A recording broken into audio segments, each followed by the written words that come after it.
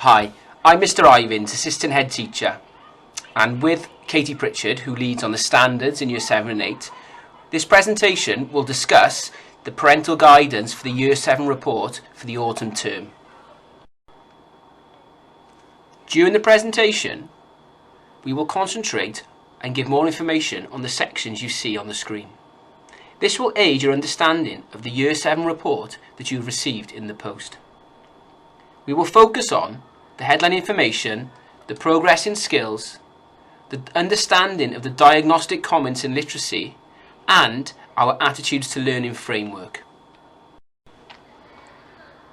In the report sent home, you will find written information that will go alongside these key areas. You will find your child's reg class displayed, the amount of achievement points and behaviour points that they have at the time that the report was sent home. This will also be accurate on class charts. You will also find their reading age, which is linked to our accelerated reading programme, and their current writing age, which is linked to assessments that have taken place in English lessons. You will also see their attendance displayed at the time that this report was sent out to you.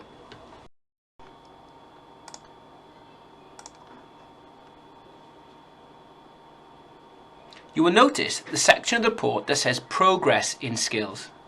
Classroom teachers have been assessing the pupils' progress in literacy, numeracy and digital competency skills. You will notice on the bar chart it displays the progress that your child has made in these three key areas. This is measured against the expected standard. Further along the bar, the more progress your child has made in each of the three areas. For instance, in numeracy, this pupil is into the expected area, but not as far along as they are in literacy, where they're more or less borderline into the exceeding.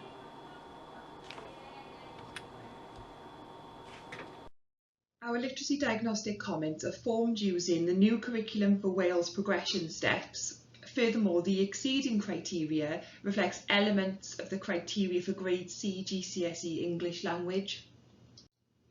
The criteria also links with the focus our learners have had on reading in the autumn term and will continue to have in the spring and summer. I've popped the focus in the top right hand corner so you can see the 5 reading keys and a breakdown of the strategies needed. So feel free to look at those while I just explain a couple of the key words on the slide. A learner who can skim and scan for us. So those are the key words in the emerging. So a learner who can skim and scan know that 1 mark reading questions do not require them to read the whole text. Instead, they quickly let their eyes run over each line to locate the answer. The term annotate and extract refers to learners who can highlight words or phrases in a text. They'll then be able to comment on them, and their comments will show more and more sophistication as they get better and better. We'll just take a moment to look at the writing element of literacy now, and the term basic punctuation just refers to full stops being used at the end of every sentence, capital letters used for names, brands, places, days, months. It also refers to commas in a list. So where a learner writes a list, we expect to see a comma separating the items. And it means basic apostrophes. So in words like didn't, won't, haven't, we see the apostrophe. Tenses, again, like the last slide, this all links with GCSE as well.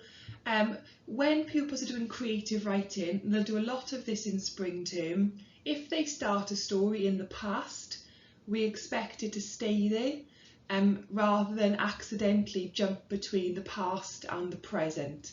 So a story will often start with one day I went, and then a couple of lines down they might go into I meet my friends rather than I met, so we can see they've accidentally moved.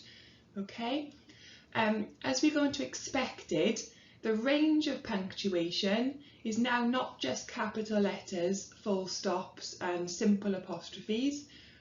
We want to see the question marks and exclamation marks being used properly, and we want to see apostrophes used for to show something belongs to somebody else. So John's bag would need an apostrophe in John's. At the bottom, they're starting to show a little bit more independence. So when they write in English and in other subjects, they'll be given a bit of time to go back and proofread.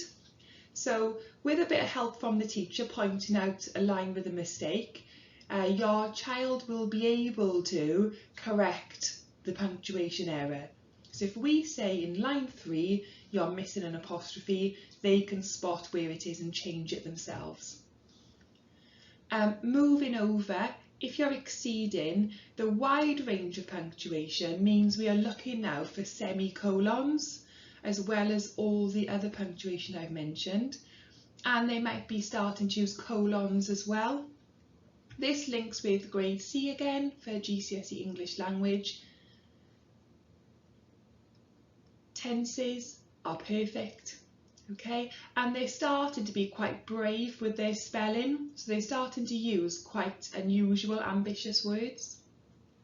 And then obviously for excelling, they're doing all these elements, but they're doing it confidently and they're consistently correct, and they don't need the teacher's support. The final element of literacy is oracy, and that refers to the way a learner is speaking as well as how well they're listening, and we really look at both for oracy. Like with the 5 reading keys, pupils have been working on their oracy this term, and they'll continue to work on their oracy all year. In the simplest terms, active listening for our emerging pupils means you are focused on the person talking, you're maintaining eye contact, and your body shows you're listening. So it could be nodding, it could be facial expressions, but the eye contact's there. As they build up, they are showing they are listening through the way they respond. So what they say continues and develops what they've just heard. If they disagree with what they've heard, they can disagree respectfully. Then as we move forward, they might not just be listening, they might also take charge. So they might ask questions to move the discussion into a new direction. They might take the lead and introduce a new issue to talk about. So these people are putting their head up as people who can take charge of a discussion.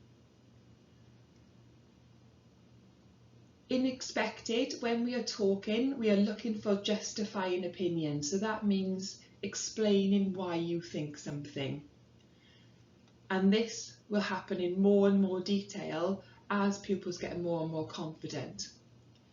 For an excelling pupil, as they explain their points of view, it's clear that maybe they read the news, it may be clear that they do a lot of reading, or they know what's going on in the world, because they bring in knowledge that's beyond the classroom, and that is fantastic and a real sign of GCSE. So it's really important pupils are online, looking at the online news, watching child-friendly news, and are just aware of what is going on in the world, because that really helps them with their speaking.